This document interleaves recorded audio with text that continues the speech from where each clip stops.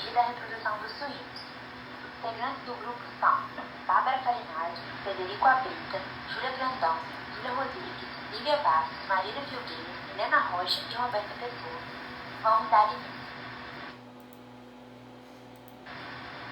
A realização de novas tecnologias na hora da copulação animal tem sido de grande importância, necessitando então um bom conhecimento da fisiologia, sendo indispensáveis para a melhoria na eficiência reprodutiva, especialmente para os suínos. O objetivo da apresentação foi mencionar a importância da fisiologia na reprodução feminina e masculina dos suínos, bem como citar os principais hormônios e as características comportamentais que atuam durante esse ciclo dentro do tema mencionado. Vamos falar um pouco sobre a fisiologia da reprodução de fêmeas suínas. Ovários são glândulas duplas que possibilitam o desenvolvimento dos ovócitos e a produção de hormônios. Cada ovário se localiza em posição distal ao seu respectivo rim direito ou esquerdo e está suspenso pela parede dorsal do abdômen por uma reflexão conhecida como mesovário, sendo o mesovário parte do ligamento largo. Por conta do maior número de folículos protuberantes, o ovário nas portas tem formato de cacho de uvas. Na imagem ao lado podemos ver um ovário suíno em formato de bagas, que é semelhante ao cacho de uva. O ovário tem uma camada superficial de epitélio que é revestida por uma túnica albugínea. Sob a túnica albugínea está o córtex, que contém massa expressiva de folículos em vários estágios de desenvolvimento. A medula está localizada ao centro e contém tecido conjuntivo frouxo, vasos sanguíneos, canais linfáticos e nervos.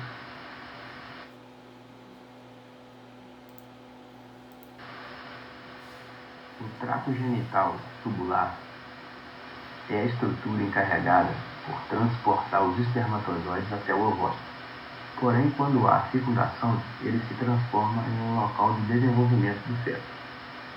As tubas uterinas são tubos contorcidos que conduzem os ovócitos dos ovários para o respectivo corno uterino. Nos animais domésticos, eles atuam como local de fecundação dos ovócitos liberados pelos espermatozoides.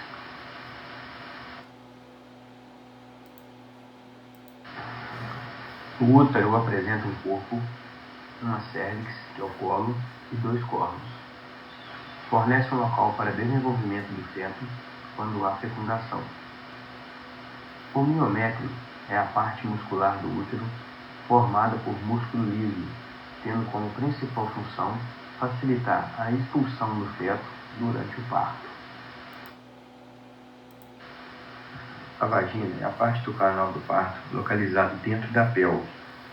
Ela funciona como bainha para o pênis durante a copulação. Ela é revestida por epitélio escamoso estratificado, sem glândulas.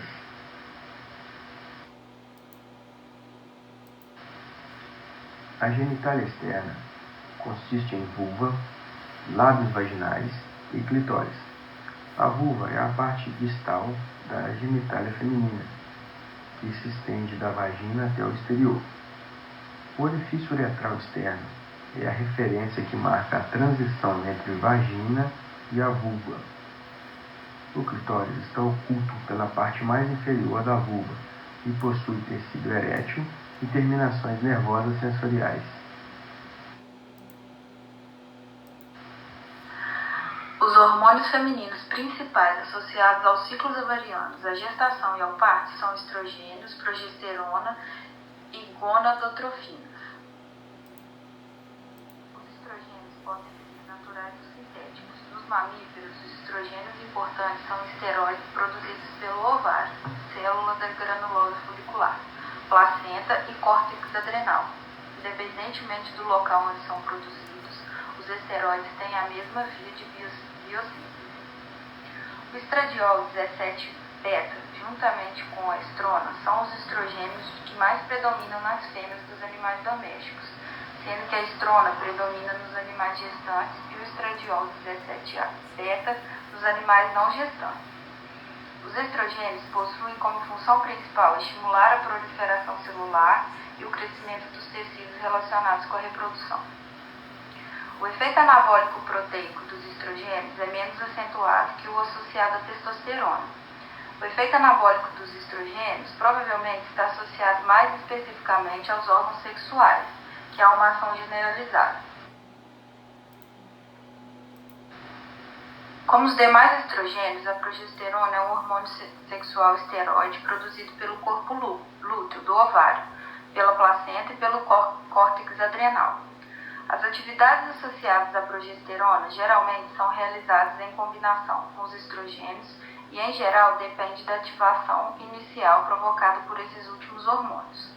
As funções da progesterona são promover a proliferação das glândulas endometriais, estimular a atividade secretória do oviduto e das glândulas endometriais para fornecer nutrientes ao embrião em desenvolvimento antes da implantação, estimular a proliferação lóbulo-alveolar da glândula mamária, impedir a contração do útero durante a gestação e regular a secreção das gonadotrofinas.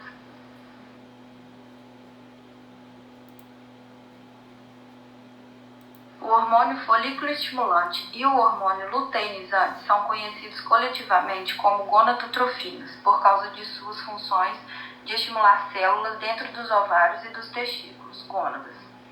O FSH e o LH são secretados pelas células presentes dentro da hipófise anterior. Quimicamente, esses dois hormônios são classificados como glicoproteínas. Glicoproteína é uma proteína conjugada, na qual o grupo não proteico é um carboidrato. Na fêmea, a função principal do FSH é estimular o crescimento dos folículos. O LH é importante para o processo ovulatório e a luteinização da granulosa, um elemento essencial à formação do corpo lúteo. Aparentemente, as concentrações plasmáticas do FSH e do LH oscilam em uma faixa basal ou tônica. Esses níveis são controlados por um feedback negativo gerado pelas gônadas. Os níveis tônicos aumentam por ação dos estrogênios e diminuem por ação da progesterona. A secreção do FSH e LH na hipófise anterior é controlada por um hormônio de liberação originado do hipotálamo. Esse hormônio é secretado em resposta aos níveis baixos de LH ou FSH e estimula a secreção de um desses hormônios. As concentrações dos estrógenos e da progesterona também afetam a quantidade de LH ou FSH secretado. Em geral, a concentração crescente do estrogênio aumenta a sensibilidade da hipófise anterior ao GnRH e amplia a secreção das gonadotrofinas. A progesterona reduz a sensibilidade da hipófise anterior ao GnRH e as concentrações de LH e FSH diminuem. Essas ações, especialmente dos estrógenos, dependem do aumento gradativo das concentrações dos estrogênios ao longo de determinado intervalo, resultante no pico pré-ovulatório de secreção de LH. Por outro lado, quando a concentração de estrogênio é basal e tem duração curta, as secreções de LH e FSH são suprimidas.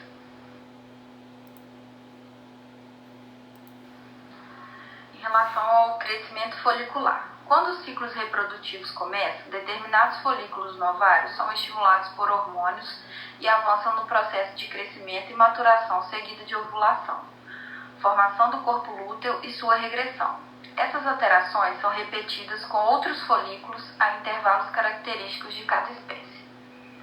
A produção dos folículos ovarianos se inicia na puberdade, quando se dá início da vida reprodutiva das fêmeas. A fêmea suína é poliéstrica durante todo o ano, sendo a ciclicidade interrompida somente em uma gestação ou disfunção endócrina. A duração do seu ciclo estral é de cerca de 21 dias, podendo variar de 19 a 23 dias. Durante esse período, a população de folículos antrais superficiais aumenta seu crescimento entre os dias 14 e 16 no ciclo estral. No entanto, cerca de 40 a 50% dos folículos antrais de tamanho médio morrem por atresia entre o 16º dia e o estro. Após esse período, os folículos dominantes continuam o crescimento em direção ao estágio de folículos pré-ovulatórios. Em fêmeas pré-púberes, cíclicas, gestantes e desmamadas, os grupos de folículos primordiais são continuamente ativados e iniciam o desenvolvimento. O crescimento até a formação do antro é muito lento. O crescimento final de 1 a 4 milímetros ao tamanho ovulatório, 6 a 10 milímetros, é muito rápido e requer cerca de 4 a 6 dias com uma proliferação seguida de aumento no volume do antro, diferenciação das células foliculares e aumento na secreção de inibina e estradiol, bem como aparecimento de receptores de LH nas células da granulosa.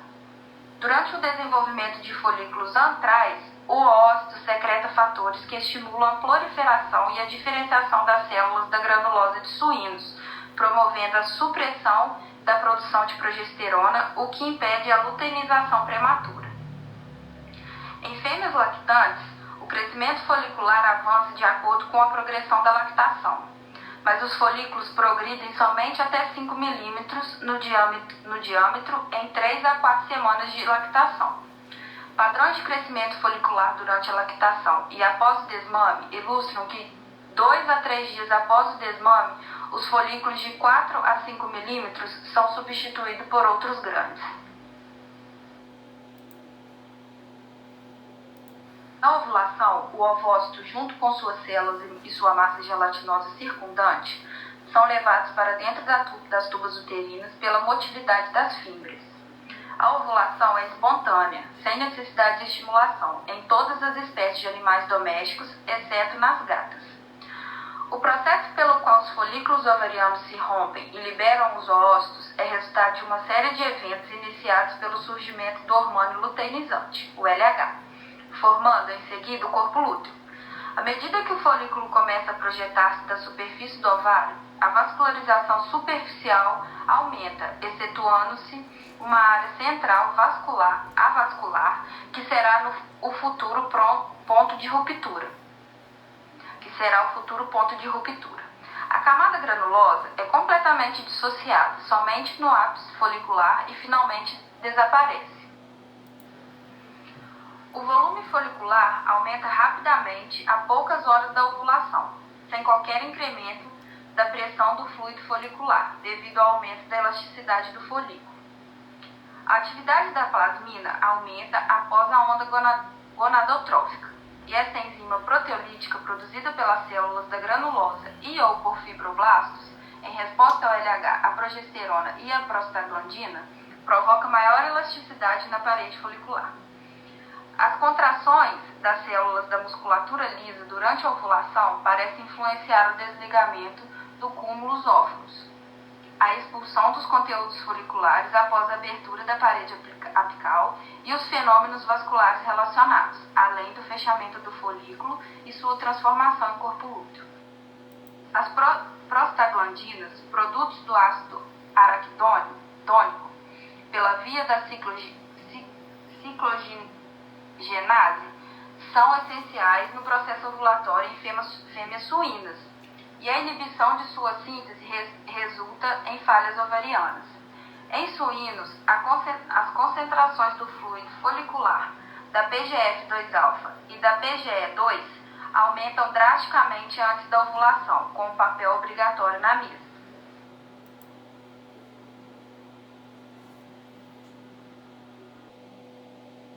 A formação do corpo lúteo envolve a luteinização da granulosa, por meio da qual essa camada de células é convertida da secreção do estrogênio para a secreção de progesterona.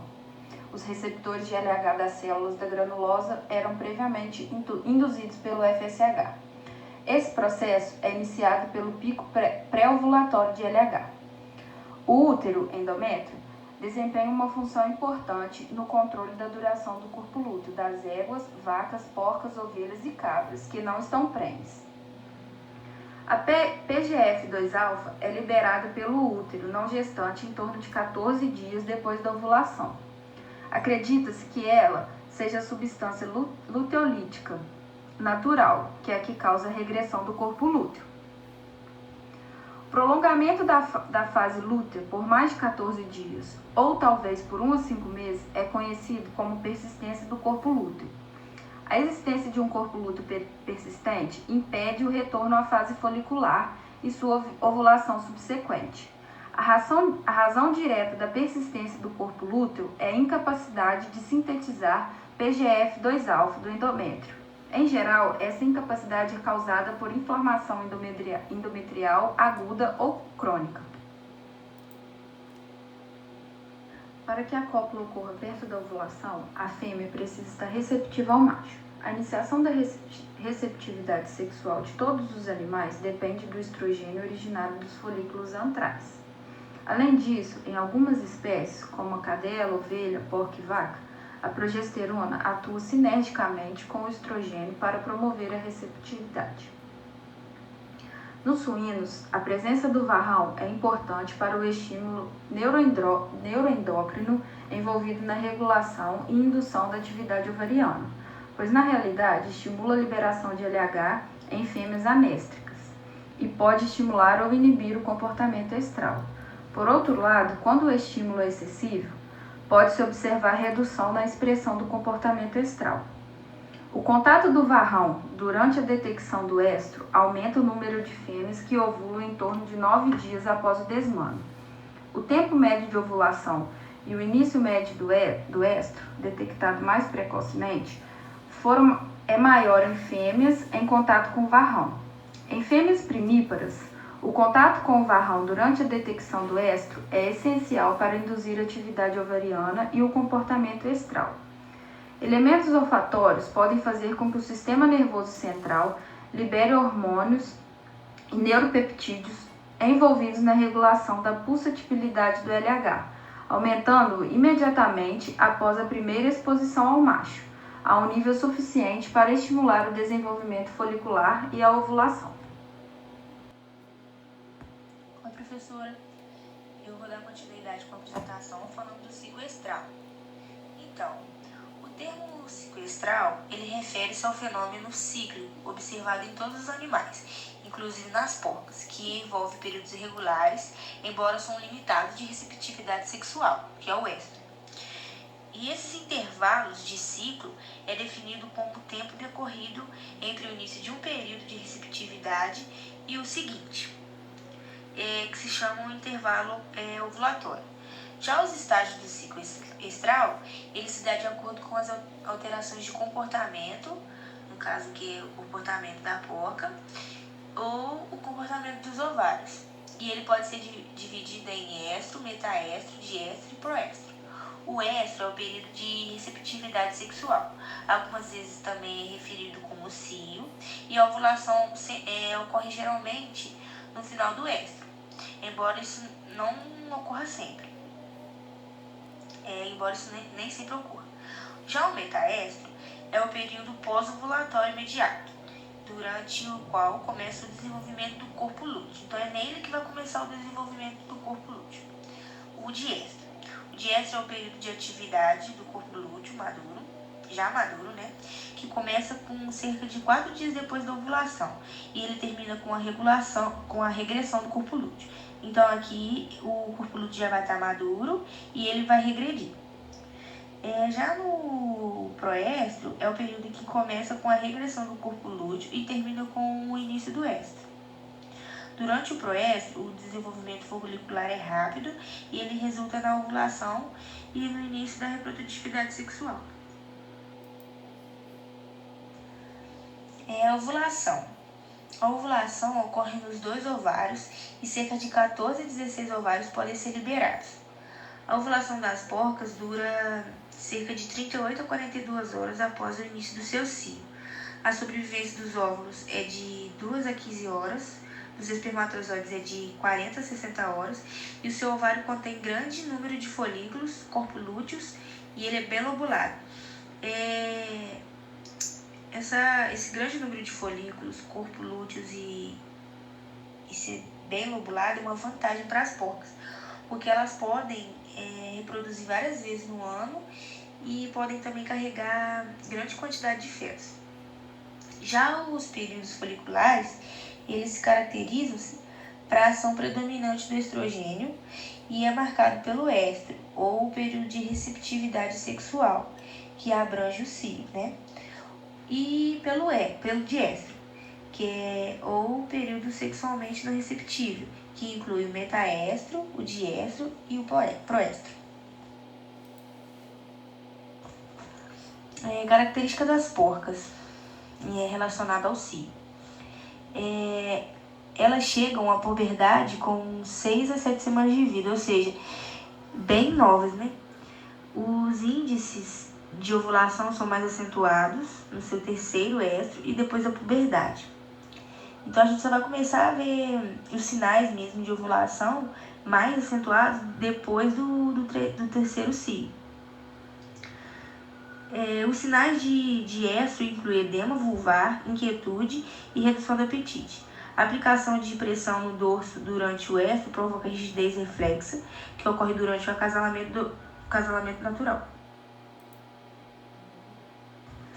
A gestação é a condição em que a fêmea abriga um filhote em seu corpo e também é conhecida como o período gestacional, que se estende da fecundação até o nascimento. A gestação começa com fecundação e termina com o nascimento do feto.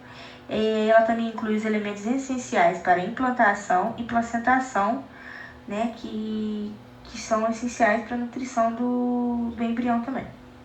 Antes da fecundação, o ovócito e o espermatozoide são transportados até os segmentos da tuba e isso dura cerca de 274 a 291 dias. Transporte, capacitação e fecundação. Os espermatozoides ejaculados, eles são transportados até as tubas uterinas pela mobilidade acentuada dentro do útero. E eles também são transportados pela secreção de ocitocina e presença de prostaglandinas no sêmen. A ocitocina é efetiva porque o útero está sempre sendo estimulado pelo estrogênio. Um outro fator também que facilita o transporte é a existência de pressão negativa no útero. Dentro dos reservatórios do esperma, os espermatozoides passam pelas alterações necessárias à penetração. E essas alterações são conhecidas como capacitação.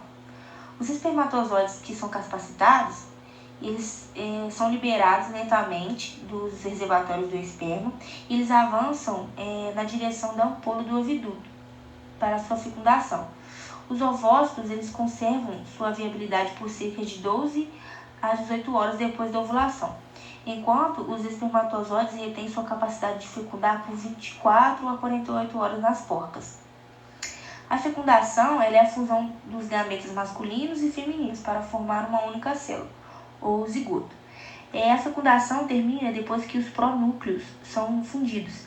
Em geral, os zigotos permanecem na tuba uterina por 3 a 4 dias, antes que sejam transferidos para o útero. A mobilidade uterina não é favorável à sobrevivência do zigoto, ou seja, ele vai precisar ser substituído pelo predomínio da progesterona, que vai ocorrer junto com a formação do corpo lúteo. E essa progesterona, ela tem a ação mobilizante no útero e ela promove o desenvolvimento do endométrio glandular. E ela também pode secretar o leite uterino, que é um meio de nutriente para o embrião. O período embrionário ele é caracterizado pelo crescimento rápido do feto, dos tecidos e dos órgãos. E daí os sistemas principais do desenvolvimento, ele se desenvolve e os elementos do corpo exterior tornam-se mais reconhecíveis. A implantação e a placentação. A implantação do embrião ocorre quando ele está fixo em sua posição e estabelece contato físico e funcional com o útero. E isso ocorre de 2 a 5 semanas depois da fecundação. Como o embrião continua a crescer, a massa central das células torna-se ainda mais afastada da superfície. A difusão dos nutrientes não é mais adequada e as membranas desenvolvem-se junto com o sistema circulatório que assegura o recebimento dos nutrientes da mãe. Já na placentação, o desenvolvimento das membranas extraembrionárias é conhecido como placentação. E o nome coletivo das membranas fetais é placenta fetal, que é formada pelo córeo, alantoide e âmnion. E a vesícula vitelínea ou vitelina tem a função de transportar oxigênio e nutrientes para o feto. O córeo é a membrana mais externa, que está em contato mais direto com o endométrio. O âmnion, ele circunda o feto e contém líquido amniótico na cavidade amniótica. Esse líquido amniótico ele é originado da urina fetal eliminada pela uretra, das secreções do trato respiratório, da cavidade oral e da circulação materna. O líquido alantoide, líquido amniótico, ele protege o feto de choques externos, impede a aderência da pele fetal às membranas amnióticas e ajuda a dilatar a cérvix e lubrifica o canal durante o nascimento, durante o parto, no caso. A camada exterior do alantoide está fundida ao córeo e sua camada mais interior está ligada ao âmnion. O espaço entre as duas camadas do alantoide é conhecido como cavidade alantoide. Os âmanos das artérias e veias umbilicais estão distribuídos entre a camada externa do alantoide e o córeo. E o saco vitelíneo está ligado no intestino fetal, que funciona como fonte de nutrição nos estágios iniciais do desenvolvimento. A placenta da porca, ela é a placenta difusa, né, que é caracterizada pela extensão das vilosidades coriônicas que ficam ao longo de toda a superfície das membranas fetais. E aqui do lado a gente tem uma foto para ilustrar, né, como que é a placenta, né, difusa. E é isso.